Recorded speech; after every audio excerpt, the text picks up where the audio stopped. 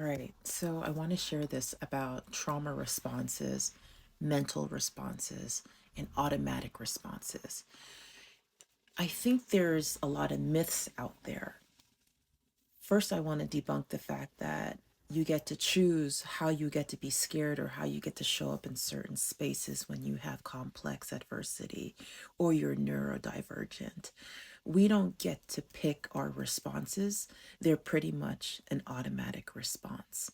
And when I say automatic, if I step into a space and I'm reading the room because I've been built to read a room before I can read a book, front to back, by the way, I read the books back to front. I'm very backwards like that, but never mind. That's my business.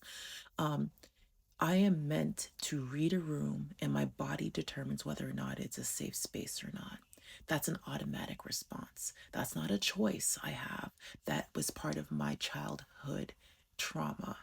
Because I was so young, and instead of developmentally being appropriate and doing the things that you're supposed to be doing per your developmental stage, I was that person to be hyper vigilant and stay in my space and figure out who I need to attune to so that I may be safe. That is a complex trauma response from childhood. It's not a blessing. It's not a gift. It is what it is. Now, as an adult, I choose to use it as a gift to help the masses.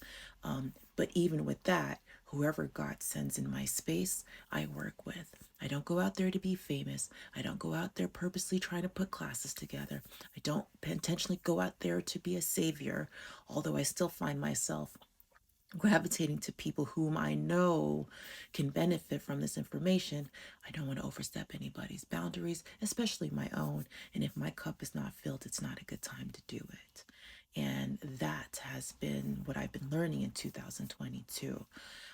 So, once again, the responses that you have are an automatic response. You don't get to choose what fight or flight or freeze response you have, they just happen.